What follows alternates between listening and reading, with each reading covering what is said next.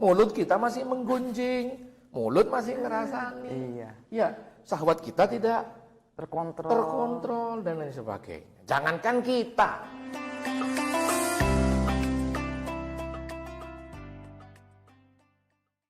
Assalamualaikum warahmatullahi wabarakatuh. Waalaikumsalam Hadal wassalatan warahmatullahi amma ba'du. wabarakatuh. Selamat sore, selamat datang di acara Kurma Kuliah Ramadan yang dipersembahkan oleh Media Center IAI Al-Qalam Malang. Oke, pada kali ini saya Muhammad Albab, Prodi AS semester 6 dari Institut Agama Islam Al-Qalam akan menjadi pembawa acara kalian pada kesempatan kali ini.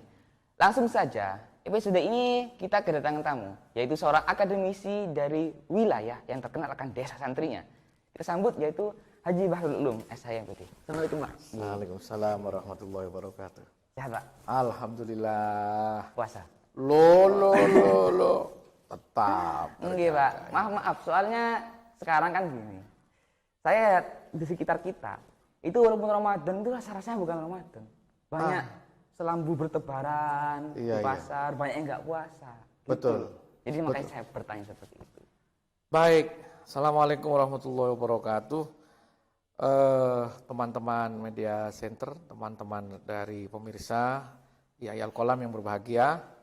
Jadi puasa itu banyak yang mengartikan bahwa hanya menahan lapar dan dahaga.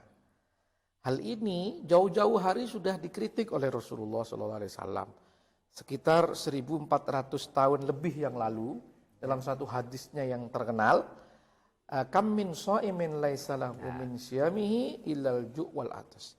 Jadi banyak sekali orang yang puasa, dia itu tidak ada dapat apapun dari puasanya illal ju' wal atas, kecuali lapar dan dahaga saja. Apalagi nggak puasa, Pak. Apalagi nggak puasa, begitu loh. Iya. Apalagi nggak puasa.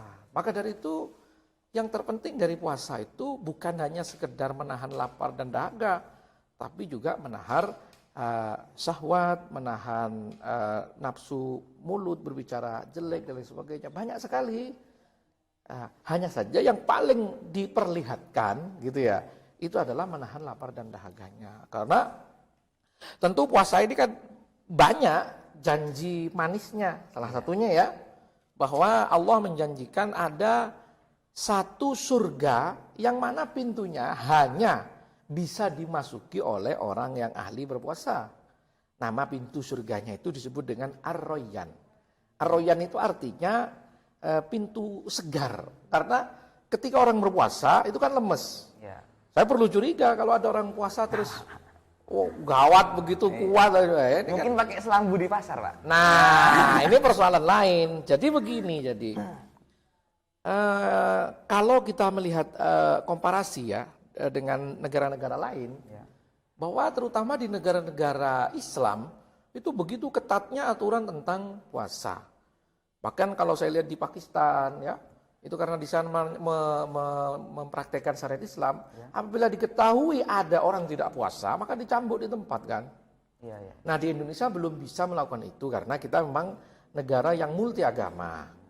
Hanya persoalannya terkadang banyak saudara-saudara teman-teman muslim kita yang sok bergaya, yang agama lain itu. Kalau agama lain memang nggak ada kewajiban puasa kan di bulan Ramadan.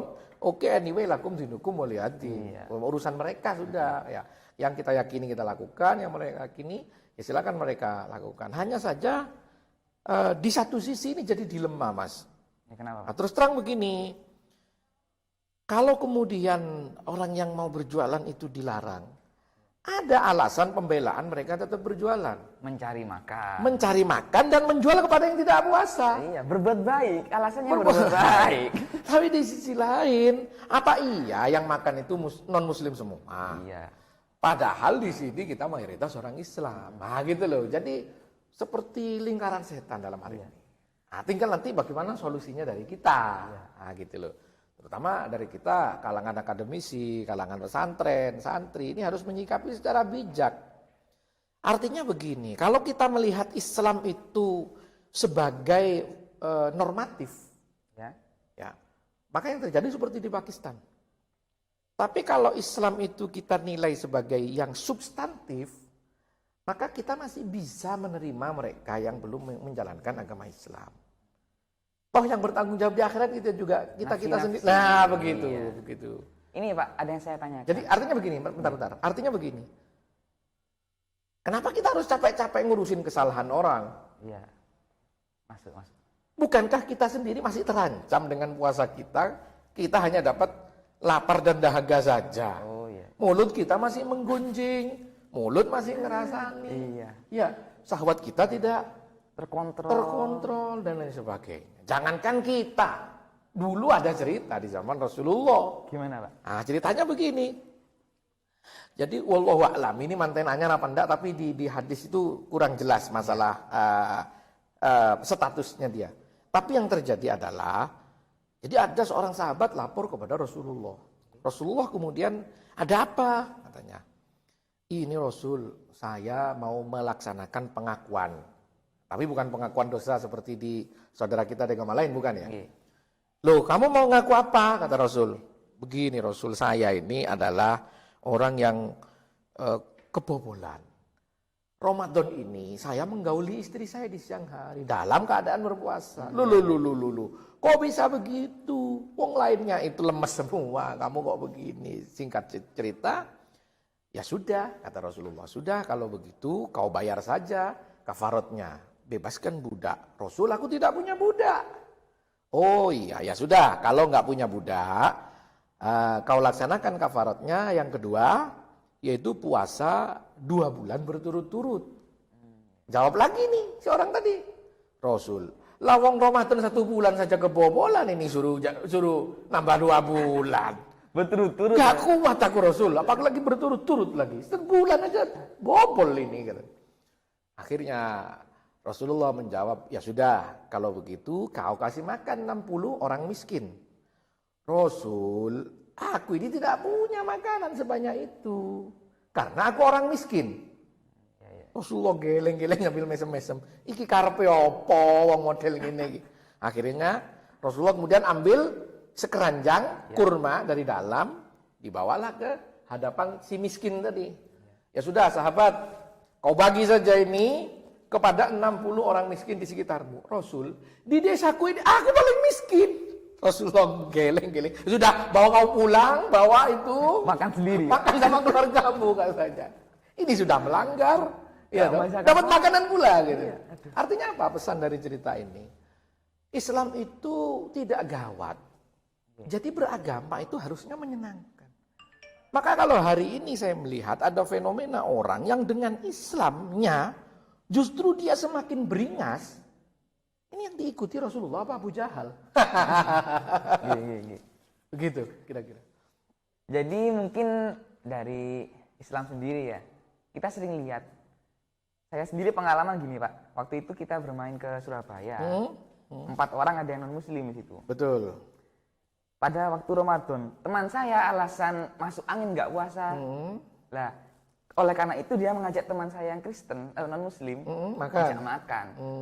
Justru dia dengan PD-nya ngajak, tapi yang non Muslim malah gini, maaf ada yang puasa jangan sekarang, nanti aja gitu.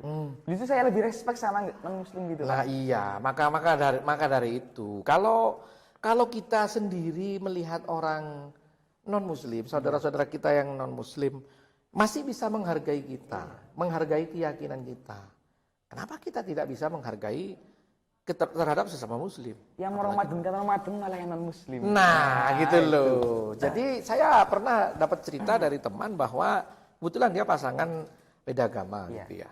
Jadi yang perempuan itu non Muslim, yang laki-laki Muslim. Itu justru yang menyiapkan semuanya itu yang perempuan.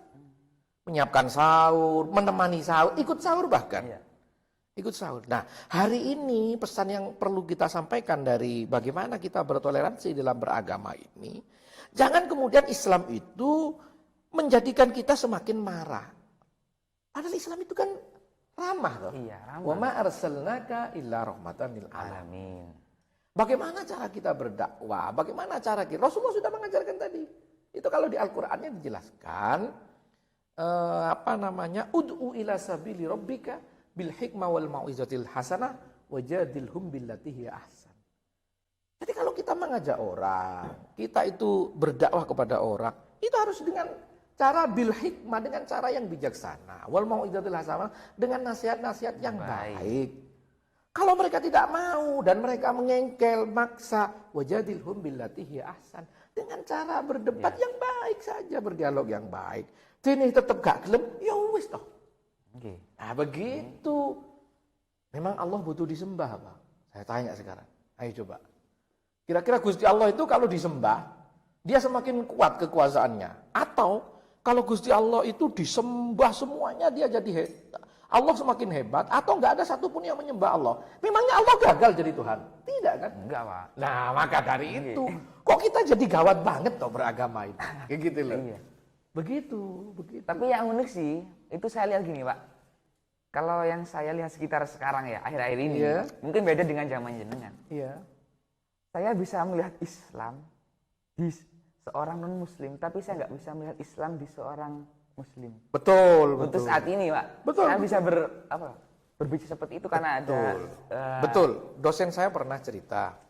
Ketika saya masih di Pasca itu, dosen saya cerita begini. Ketika di Amerika, ada orang Amerika asli ya masuk Islam. Karena mungkin mereka ekonominya lebih enak ya. Jadi mudah saja dia mau naik haji. Kemudian dia beberapa bulan kemudian punya rencana naik haji. Sama dosen saya ditegur, "Hei, jangan naik haji dulu sekarang," katanya. "Loh, kenapa? Kau tidak akan..." Karena mualafnya itu. Sama dosen saya, dosen saya kebetulan kuliah di Amerika gitu. Jadi mualafnya mau bilang naik haji, jangan sekarang dulu, kuatkan dulu Islammu, baru nanti kau haji. Loh, kenapa? Bukankah haji itu memang rukun Islam yang kelima? Beginilah macam-macam lah sesuai ajarannya, penyempurna agama dan sebagainya. Iya betul. Tapi kau susah nemukan Islam di Arab Saudi. Loh kenapa? Katanya. Akhirnya saya cerita aja dengan ketawa kata dosen saya. Jangankan Islam itu jauh dari Masjidil Haram. Di depan Ka'bah pun mereka sanggup untuk sikut-sikutan dalam rangka rebutan nyium Hajar Aswad. Coba piye? Di depan rumah Allah pun loh mereka saling sikut. Tawur. Saya juga mengalami waktu itu. Saya doakan saja, Pak, biar bisa kesana. Iya, semoga semua bisa ke sana. Tapi artinya pesannya begini. Bukan berarti agama kita jelek. Kita yang belum bisa mengamalkan agama itu secara baik. Di beberapa negara maju, saya dengar itu, bahwa koran itu jarang. Dulu ya, belum ada medsos kayak sekarang. Dulu masih koran gitu ya. Itu jarang yang namanya koran itu terus dijual ecer, di lampu merah kayak di sini. Tidak ada. Jadi koran itu mah ada setan khusus, kemudian ditaruh tempat, korannya ditumpuk, di sebelahnya laci uang, entah umplung atau apa gitu ya, kaleng atau... Itu pagi ditaruh, sore diambil, korannya habis, uangnya penuh, sesuai harganya. Nah di Indonesia coba begitu. Wah. Bukan hanya koran dan umplungnya hilang, sak wadah-wadahnya hilang itu, dijual kiloan itu. Rombengan, pasukan rombeng beraksi, Pak. Dijual berambang itu kan begitu. Indonesia yang sulit, Pak, memang, Pak. Aduh. Ya karena bukan ajaran Islamnya yang salah. Tapi pola perilaku budaya kita yang harus kita benahi. Contoh budaya antri. Beberapa hari yang lalu kita melihat bagaimana ada mobil tidak mau memberikan jalan terhadap ambulan. Padahal ambulan ini nyata-nyata sedang akan mengantarkan ibu hamil yang sudah mau lahiran. Bayangkan coba. Betapa gimana ya, saya mau ngomong apa ya? Biadab. Itu ya, biadab lah ya. Biadab dalam tanda kutip. Kan aneh. Itu hanya terjadi di negeri plus 62 ini. Kira-kira begitu. Nah itu faktornya apa aja, Pak ya? Jadi mulai dari budaya atau apa yang sehingga bisa mereka itu enggak, walaupun kan kita ada 12 bulan kan. Betul.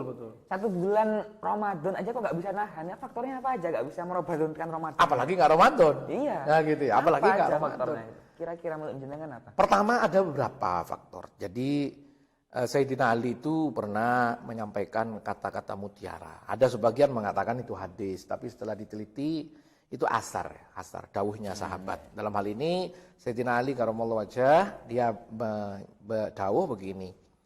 Akadal faqru ayyakuna kufran. Hampir-hampir setiap kefakiran itu menyebabkan kekufuran. Iya. Orang kalau sudah miskin dia sanggup melakukan apa saja. Kemiskinan itu diawali dari apa? Dari rendahnya kualitas pendidikan. Semua tahulah di Indonesia bagaimana kondisi pendidikan kita. Iya. Ya toh? pendidikan kita sangat dipengaruhi oleh politik. Dan Cuan. Iya. Artinya begini, saya sekian tahun, mulai tahun 2006 terjun di dunia pendidikan. Ya, katakan 2006 itu sudah mulai intens di dunia pendidikan. Setiap ada pergantian presiden, ya, 5 tahunan, ataupun reshuffle, Iya. hampir terjadi perubahan kurikulum. Anda boleh percaya, boleh tidak. 2004, kayak yang di sekolah ya, ada kurikulum apa itu? KTSP. KBK, Oh. 2006 KTSP, dan seterusnya. Begitu pula di perguruan tinggi, berubah terus. Nah, saya dengar dari teman itu di Singapura, itu pendidikan itu evaluasinya itu lama. Kenapa kok lama? Karena masih relevan. Nah, kalau relevan berarti kan materi keilmuannya baik. Ya. Orang lulus SMP, ya, orang lulus SD di Singapura, ini cerita teman, itu mampu mengajari adiknya yang masih SD. Jadi dia baru lulus, apalagi yang lulus SMP kan. Iya. Karena apa? Pelajaran tidak cepat berubah. Nah, kita ini cepat berubah. Saya itu anak saya usia 3 tahun, ya. 3 tahun, kelas 3. Ya. Saya itu sudah nggak nutut, padahal saya dosen loh. Saya tuh nggak nutut mau mengejar apa maksudnya. Seandainya saya paham, saya melihat ini bukan porsinya ini. Anak umur 9 tahun harus mikir sedemikian. Anak 9 tahun itu hak asasi dasarnya, masih bermain loh. Iya. Dipaksa harus pakai logika begini. Hots juga ada. Waduh, ngeri itu. Harus dipaksa untuk mikir loh, anak segitu loh, suruh mikir. Saya khawatir itu akan dewasa sebelum waktunya, kan bahaya. Iya. Generasi kita. Nanti yang salah siapa? Nah, Ya, orang tua disalahkan. Itulah. Jadi seperti ada lingkaran setan yang harus diurai di Indonesia ini agar budaya itu bisa berubah. Kalau kemudian orang itu kenapa buang sampah? Karena kita tidak punya keyakinan bahwa kebersihan itu penting. Padahal agama Islam mengajarkan kebersihan itu bukan hanya itu, tapi an-nadzafatu minal iman. Jadi kebersihan itu bukan semata-mata medis loh, bagian dari iman. Iya. Pasti tidak sempurna imannya lek wong kopros. Kan gitu. Iya. Mafhum mukhalafahnya kan begitu. Begitu loh. Berarti Indonesia itu merindukan orang yang pintar, Pak, cerdas. Iya kan? Iya pastilah, kira-kira begitu. Iya. Saya ketika perang Teluk, Iya. saya kira ini menjadi bukan hanya Indonesia ya, menjadi masalah umat Islam global. Ketika perang Teluk tahun 90-an, tahun 91 dan sebagainya. Itu kan ada Arab Saudi yang termasuk menginvasi itu, ikut-ikut menginvasi. Royal Irak itu. Anda boleh percaya, boleh tidak. Satu pun tidak ada pilot yang dimiliki oleh orang Saudi asli. Jadi negara Saudi tidak satu pun punya pilot pesawat tempur. Semuanya orang Amerika. Bayangkan kalau cuma mau membelot, hancur itu Saudi. Mau nyerang Irak, baliklah nyerang Saudi. Satu pun. Betapa rendahnya kualitas SDM kita. Ini masalah global. Berarti memang Islam sendiri yang butuh memang yang merindukan orang-orang seperti itu. Betul. Hari ini kalau kita lihat kebangkitan itu baru Iran tuh yang cepat sekali kemajuannya. Turki juga mungkin. Turki yang setelah Iran dulu kan. Turki baru-baru ini aja setelah Erdogan ini. Indonesia di mana posisinya? Hah? Puasanya masih nggak puasa. Kita masih ribut sama kampret dan cebong. Masih ribut 0102. Sampai kapan gitu? Padahal udah lewat. Nah, belum lagi umat Islam. Selain politik, masih lagi diributkan dengan masalah-masalah furu'iyah yang jadul. Iki traweh 20 apa 8. Yo, iki adzan Jumatan iki pisan apa pindho? Iya. Iki masjid ono bedhog apa ndak? Ini kunut apa ndak? Kalau dulu geger dulu. Bener, zaman saya masih kecil tuh geger masalah begitu. Jadi yang kunut itu dibilang bid'ah oleh yang enggak kunut. Yang enggak kunut itu dibilang pemalas oleh yang kunut. Hari ini sudah rojok sepi urusan kunut itu karena sama-sama enggak sembahyang subuh. Parah hari ini. Aduh, luput Pak. Saya perlu menekankan begini. Agama lain, maaf harus saya sebut, di agama Kristen, mereka bisa mencapai puncak kemajuan ketika mereka mengatakan Tuhan sudah meninggal, Tuhan sudah mati, ya, God is dead, gitu ya. Kemudian bangkitlah itu, ada Renaissance. Artinya ketika mereka meninggalkan gereja, mereka beralih kepada value free dalam hal sains, ya mereka itu bebas nilai, mereka sampai maju. Sebaliknya di Islam, semakin meninggalkan agamanya, semakin kacau. Hari ini kita lihat bagaimana kebangkitan umat Islam itu justru di negara-negara yang agama Islamnya kuat. Iran, walaupun dari segi Alirannya beda. aliran beda lah dengan kita. Tapi anyway mereka tetap masih Girohnya kuat. girohnya kuat. Turki, Pakistan, jangan salah, Pakistan jauh lebih cepat dari kita perkembangan Pakistan itu. Brunei juga itu, Pak. Brunei, walaupun dari segi teknologi masih agak ketinggalan, dengan kekayaannya bisa mengejar. Nah Indonesia di mana masih ribut kunut kayak gitu. Hello, kan begitu ya? Iya, Pak. Sulit. Dan mungkin langkah konkretnya apa kira-kira bisa membuat Indonesia lebih maju dan juga lebih bisa menghargai Islam sendiri? Saya menyampaikan beberapa kali di kelas itu, ya, termasuk ketika saya diundang pengajian, gitu ada komunitas jamaah-jamaah itu saya sampaikan. Salah satu hal yang membuat Indonesia tetap terpuruk hari ini dengan status sebagai umat Islam terbanyak dalam satu negara. Ya. Umat Islam terbanyak di dunia. Kita ini sudah 200 lebih. Tapi sebentar lagi kita bisa disalib oleh Pakistan. Pakistan itu sudah hampir 200 umat Islamnya. 200 juga. Hampir 200. Nah, kita kan 270, Iya. tapi yang Islam kan 200 sekian gitu. Iya. Yang Islam tok yang dia itu. Tapi kenapa kok kita itu masuk dalam gambaran Rasulullah kazabatil bahri? Kita itu seperti buih di lautan, terombang-ambing ke sana kemari. Gak guna. Memalukan lah Iya. kita itu. Jadi orang Islam di Indonesia itu memalukan. Kenapa kok begitu? Ya. Pertama saya sampaikan di beberapa kesempatan perkuliahan itu. Hari ini masih ada stigma diferensiasi. Pembedaan di antara ilmu-ilmu. Hari ini mungkin kamu masih dengar sering di telingamu mendengar orang tua tetangga kamu.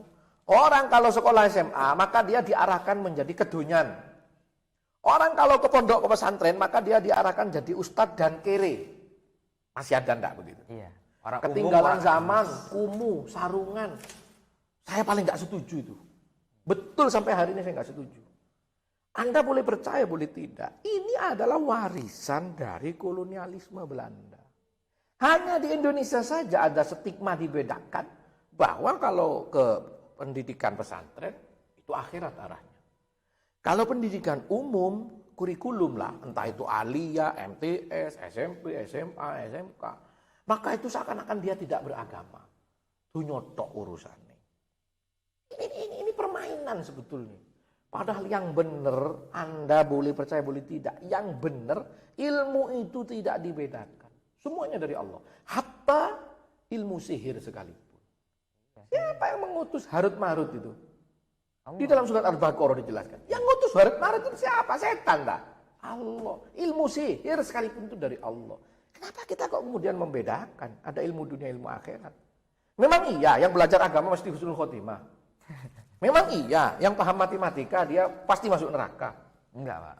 Ini adalah jebakan Batman dan masih efektif sampai hari ini. Selama stigma ini belum hilang. Ya. Termasuk saya yang sudah hilang, alhamdulillah. Saya sudah tercerahkan saya itu dalam hal memandang ilmu. Semuanya dari Allah, semuanya penting. Iya. Ya. Jangan dikira santri terus gembel. Ya. Jangan dikira loh santri sarungan itu terus kemudian dia lebih melarat. Kata siapa? Saya pakai sarung BHS ini lebih mahal dari celana itu. Sekarang Shopee, Pak. berjuta-juta sekarang harganya. Jangan dikira. Ini hanya style saja. Ya. Iya. Jadi saya biasa saja. Kadang saya masuk mall, sarungan. Kenapa harus takut? Memangnya yang celanaan pasti beli? Nggak mesti, Pak. Nggak mesti. Yang bisa beli itu ada uang di kantong apa enggak? Ada niat beli apa enggak? Iya. Kan itu yang bisa jadi beli atau tidak. Jadi selama pendidikan kita ini masih dianggap seperti itu tadi. Satunya centang perenang, satunya ini dunia, satunya akhirat dibilang. Jangan harap Indonesia akan maju. Tapi memang itu, Pak. Kan saya juga mengajar kan. Itu anak-anak sekelas MTS-an itu juga bilang gini. anu Mas, saya nggak bisa ilmu agama, mohon gimana. Jadi mereka ada ilmu agama, ilmu umum. Iya. Walaupun udah Kita ini sudah ratusan tahun loh dijajah oleh Belanda itu. membekas. Jadi Belanda itu ingin menjadikan kita itu sekuler. Tapi gagal, alhamdulillah karena ada NU kan. NU yang pesantren, yang gudiken-gudiken itu yang betul-betul mempertahankan ajaran Islam itu. Seandainya tidak, bahaya. Kita bisa jadi Spanyol loh. Iya. Hah? Reconquista. Spanyol itu 6 abad loh, dikuasai oleh Islam. Kemudian setelah Ratu Isabella, Raja Ferdinand dan Ratu Isabella kemudian bersatu, terjadilah perang salib, hancur di Spanyol itu. Sampai hari ini jejak-jejak keislamannya masih ada tuh. Masjidnya. Masjid Kurduba. Nama-nama orangnya juga masih banyak. Raul Gonzales. Itu kalau di Islam itu Raul Ghazali itu. Gimana sih? Dari bentuk fisik, banyak terjadi interseksi budaya, ada perkawinan silang. Jadi di Spanyol itu unik. Jadi wajah Eropa, mata Arab, matanya coklat, nggak biru. Kalau nggak percaya, saya diantarkan ke sana nanti. Saya antarkan ke sana. Saya kira saya mulia aja, Pak. Begitu. Iya. Jadi selama pendidikan itu masih dibeda-bedakan, jangan harap. Saya termasuk alhamdulillah yang bisa menjalani dua-duanya. Saya pesantren, ya. Juga umum. Gitu. Iya, saya pesantren salaf di Lirboyo walaupun tidak lama ya. Kemudian saya umum sampai S1 sampai S2. Jadi saya paling nggak terima kalau dikatakan santri itu kumuh. Kumuh gimana? Celanamu paling 200.000, BHS ku 3 juta. Santri ada Bukan presiden ya Pak? Kalau ada orang yang mengecek sekolah umum itu gak ada ketunya. Kata siapa? Ayo ngaji, kan begitu wong kita juga. Iya. Jadi nggak perlu ada itu. Ilmu umum, ilmu agama nggak ada. Di beberapa negara yang sudah menerapkan syariat Islam yang kuat, itu seorang pimpinan itu ada syarat-syarat tertentu dengan kapasitas keagamaannya. Ada klasifikasinya Pak ya? Ada. Saya pernah dengar di Iran itu dulu ya. Itu calon presiden harus hafal Quran. Walaupun dia seorang doktor, profesor, ahli nuklir, kalau dia tidak hafal Quran nggak bisa jadi presiden. Kapan kita bisa begitu gitu loh? Hah? Kapan kita bisa begitu? Kalau kita sudah bisa begitu, niscaya saya yakin Indonesia ini akan jadi kekuatan yang kuat. Gak perlu kita itu harus mengaca kepada Ramadan, karena semuanya terasa Ramadan. Iya. Internalisasi agama itu sudah meresap dan mendarah daging di dalam masing-masing individu orang Islam. Sehingga menyebar ke masyarakat dan juga negara. Loh iya, sedikit banyak itu pola hidup kita. Kita itu sedikit banyak berkontribusi terhadap penilaian orang. Gak perlu kita menggembar-gemborkan kita orang hebat, kita orang pinter, kita orang kaya. Kalau kita sudah menjalani kekayaan, kalau kita sudah menerapkan kepinteran, kalau kita sudah menunjukkan kita pantas jadi orang hebat, gak perlu dibilang ada tulisan saya orang hebat, orang mengakui. Begitu loh kira-kira. Kira-kira begitu. Jadi tidak lagi kita itu menjadi kaum konsumen. Produsen juga. Loh iya, dengan adanya Ramadan ini jadi momentum. Oh, selain kita bisa merasakan bagaimana susahnya orang tidak punya. Kalau kita itu tidak punya itu, artinya tidak punya itu tidak makan, Ya. rasanya seperti orang tidak punya. Itu kan mulai dari 4:30 atau jam 4 berapa itu ya, sampai 5:30 selesai. Bagaimana dengan orang fakir miskin? Sepanjang hayatnya dia itu melarat. Kita hanya untuk merasakan dalam 1 bulan saja loh. Udah gak kuat, Bukan, gak kuat. kita gak kuat. Si koper nganu selambu. Wih, poso-poso mangan. Tutup, gak sopan iki. Poso wis tutup, cak ST kan gitu. Aduh, eceran Pak. Aduh, bahaya, itu bahaya. Begitu. Dan ini memang langkahnya itu adalah kita memperdalam iman itu sendiri, memperkenalkan pendidikan yang lebih luas juga. Betul, betul. Jadi semakin kita menguatkan iman kita, dan semakin, tadi itu kuncinya menurut saya loh ya, menurut saya. Orang boleh berbeda. Pendidikan itu nggak perlu ada polarisasi lagi. Nggak perlu ada pembedaan, penyekatan. Saya itu senang sekali ya, kalau ada seorang insinyur suaranya bagus, Qurannya bagus, bisa baca kitab, misalkan. Kon ngimami oke, ngelas iyo, kan begitu. Iya. Naik listrik Dua-duanya dua-duanya dapat. Inilah kemudian pesan real, ya, pesan orsinil dari Rasulullah itu sebetulnya ini. Apa itu? I'mal lidunyaka ka'annaka ta'ishu abada. Wa'mal li akhiratika ka'annaka tamutu ghada. Bekerjalah untuk duniamu seakan-akan engkau hidup selamanya. Dan bekerjalah untuk akhiratmu seakan-akan kau mati besok. Jadi ada balancing di sini, ada keseimbangan. Waktunya kerja, wes. Apapun dilakukan yang penting halal. Tapi waktunya sholat, dia ketakutan. Tinggal rumah. Wah, kalau sudah seperti itu aman. Sepeda di parkir gak usah dikunci, itu aman. Saya justru malah heran saudara-saudara saya di Bali. Kenapa, Pak? Di Bali itu jarang itu. Parkir. Dikunci, setir itu jarang itu. Jadi orang parkir di depan rumahnya, di halamannya, kadang kuncinya nempel. Gak ada ceritanya hilang, itu biasa-biasa saja. Kalau kita sudah dikunci aja dijebol, lawang digembol sama bannya dikasih apa? Ya itu ya. Kunci ya. Oh, kunci besi yang kini, ya diangkut dia dari pickup. Itu kita. Dan nggak perlu menuduh agama lain. Kebanyakan pelakunya kita sendiri, orang-orang Islam gitu loh. Jadi dengan momentum Ramadan ini, kalau kita sudah bisa menjalankan Islam secara baik, maka la farqa baina Ramadan wa ghairi. Nggak ada bedanya antara Ramadan dengan yang lainnya. Semuanya terasa Ramadan. Karena dia bermunajat kepada Allah. Zikirnya itu tidak harus la ilaha illallah Muhammadur Rasulullah subhanallah. Tidak hanya itu zikirnya. Tingkah lakunya pasti. Tingkah lakunya ketika berdagang, dia tidak melakukan wailun lil mutaffifin. Tidak mengurangi timbangan kalau lagi jual dan tidak minta tambahan banyak kalau lagi beli. Biasa-biasa saja. Kalau 1 kilo, 1 kilo. Itu zikir, jangan dikira nggak zikir. Dari hati, Pak. Dari hati, dari hati. Makanya kata Rasulullah, lisanul hal afsahu min lisanil maqal. Perbuatan itu jauh lebih menjelaskan daripada perkataan. Nah, begitu kira-kira. Tapi satu lagi, Pak. Mungkin yang jadi berat itu gini, alasan semua orang rata toleransi. Itu. Saya berpeteli. Ibu dari hati saya sendiri. Tentu begini, toleransi itu sebatas tidak menabrak frame akidah, keyakinan terdalam. Saya kira it's okay. Dia itu nggak puasa kayaknya, toleransi ta. Aku sakit itu, masuk angin minta nggak puasa atau apa nggak puasa gitu. Jadi macam-macam ya, macam-macam kita melihat orang itu. Kadang ada orang itu sukanya hilatul hukmi, merekayasa hukum. Ada yang boleh, ada yang tidak, rekayasa hukum itu. Tapi yang dimaksud dengan toleransi itu bukan berarti terus kita seenaknya saja. Ya. Jadi kalau ada orang jual yang itu, ada orang jualan makanan di siang hari bulan Ramadan, yang kita perbaiki bukan orangnya itu. Sudahlah kita saja yang kita perbaiki. Memang setan itu kan macam-macam tampilannya. Jadi kata Rasulullah di bulan Ramadan itu setan itu dibelenggu. Memang setannya dibelenggu. Tapi manusianya yang jadi setan ketika Ramadan. Penggantinya. Cadangannya. Oh iya. Jadi kalau kita sudah seperti itu, insya Allah. Begitu. Mungkin cukup, Pak. Terima kasih atas kehadirannya. Sama-sama. Terima kasih. Sama-sama. Oke, terima kasih. Itu saja dari kami tentang episode Meramadankan seluruh Ramadan. Hadani Allah wa yakum.